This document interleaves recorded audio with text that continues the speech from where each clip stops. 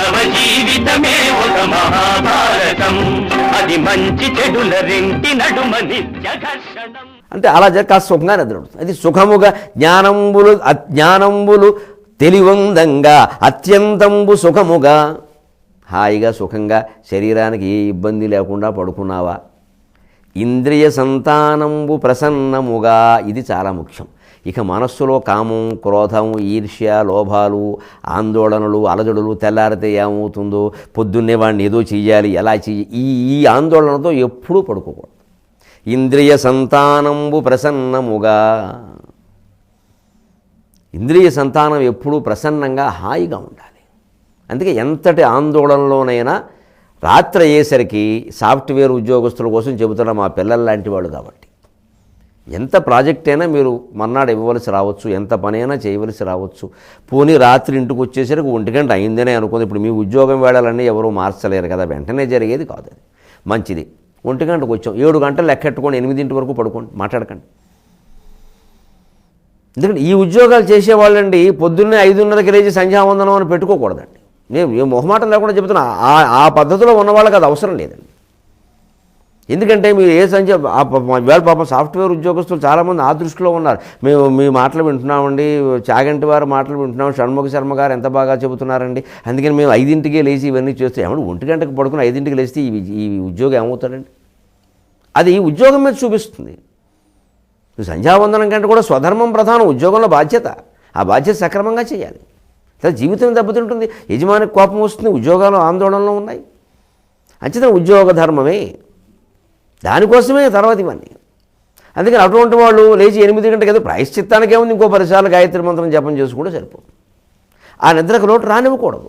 ఇంద్రియ సంతానంబు ప్రసన్నముగా, బాధ్యతల గురించి, బరువుల గురించి, బంధాల గురించి, బంధనాల గురించి ఎటువంటి ఆలోచనలు లేకుండా సాఫ్ట్వేర్ ఉద్యోగస్తులు సహా అన్ని రకాల ఉద్యోగస్తులు సుఖంగా పడుకోవాలి రాత్రి. అసలు ఎంత అలా పడుకోవాలంటే మొహమాటం లేకుండా చెబుతాను, తెల్లారితే నేను ఉండను, ఈ ప్రపంచం ఉంటుంది, నేను ఉండను అనుకుని పడుకో. అప్పుడు ఏం చేస్తాం? నిత్యం సన్నిహితో మృత్యు అని వెంటనే భగవన్నామస్మరణ మొదలు పెడతాం. నాతి దూరేన్ రుణాం మృత్యు అని వేదాంత రెండుమల్లో శంకరాచార్య చెప్పిన మాట పట్టుకుని నాతి దూరేన్ రుణాం మృత్యు, అమ్మో మృత్యు ఎప్పుడైనా రావచ్చు.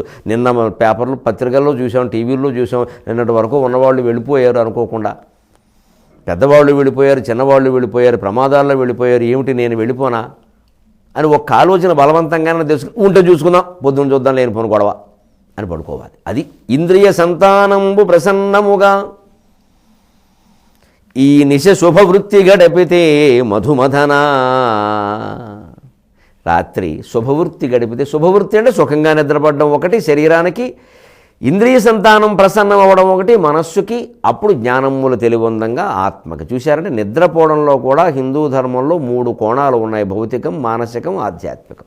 భౌతికం సుఖముగా పడుకోవడం, మానసికం ఇంద్రియ సంతానం ప్రసన్నంగా ఉండడం, ఆధ్యాత్మికం జ్ఞానములు తెలివందడం. ఎంత గొప్ప విషయం అండి. అలా అడిగాడు.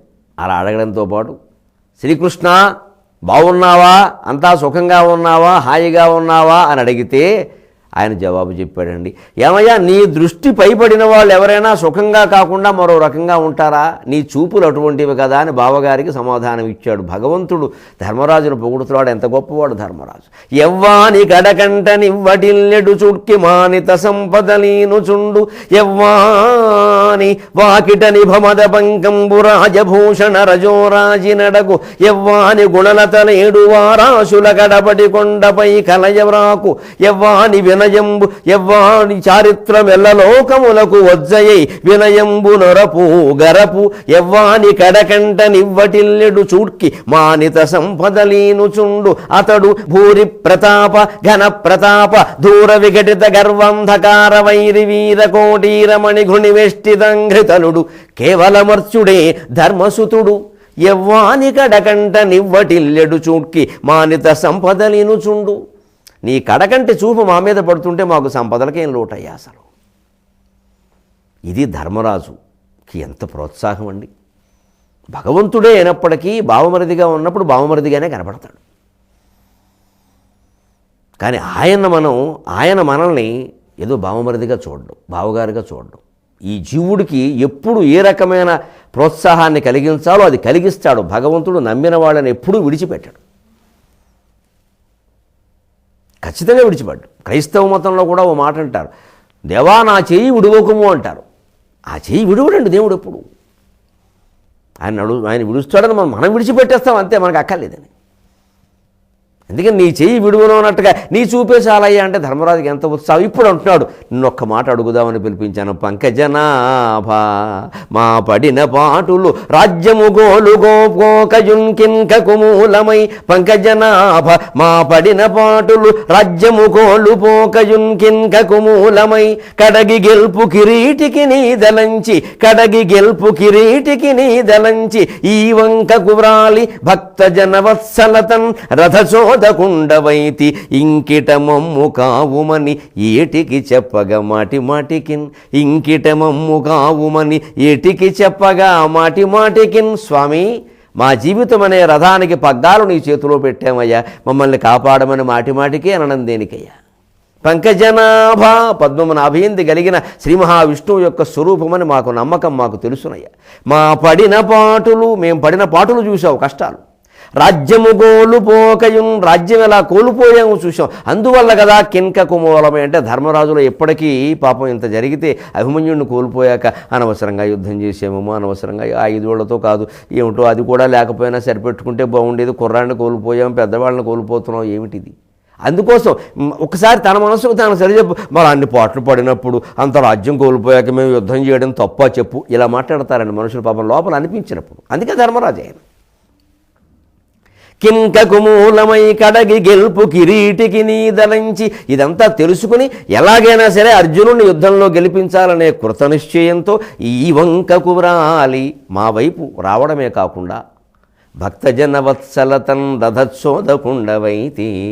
ఇది శివుడు త్రిపురాసుర సంహారం చేస్తుంటే చతుర్ముఖ బ్రహ్మ రథసారథ్యం చేసేట. ఆయన తండ్రి అయినటువంటి నారాయణుడు మాకు రథసారథయ్యా, మాకు ఇంకా చింత ఏదైనా ఉందా. ఇంకిటమముగా ఉమని ఏటికి చెప్పగా మాటి మాటికిన్ ఇంకా మళ్ళీ మమ్మల్ని కాపాడమని ప్రత్యేకంగా చెప్పేది ఉందయ్యా. దీన్నే సంపూర్ణ శరణాగతి అంటారు. ఒక్కసారి భగవంతుడికి మన జీవితాన్ని అర్పణ చేశాక మళ్ళీ ఏదో కొంచెం గొడవ ఎలా ఉందో ఒకసారి చూడు అనకూడదండి. ఇంకా అదంతా ఆయన అవమానించడమే, ఆయన చూడటం ఏమిటి.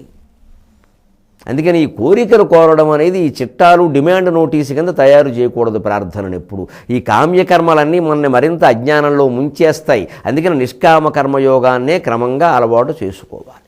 అందుకు తగిన జ్ఞానాన్ని మనం ఎలాంటి కార్యక్రమాల ద్వారా పొందాలి. మళ్ళీ 23:30 గంటల్లో కలుద్దాం. తరువాతి కథావృత్తాంతాన్ని తెలుసుకుందాం.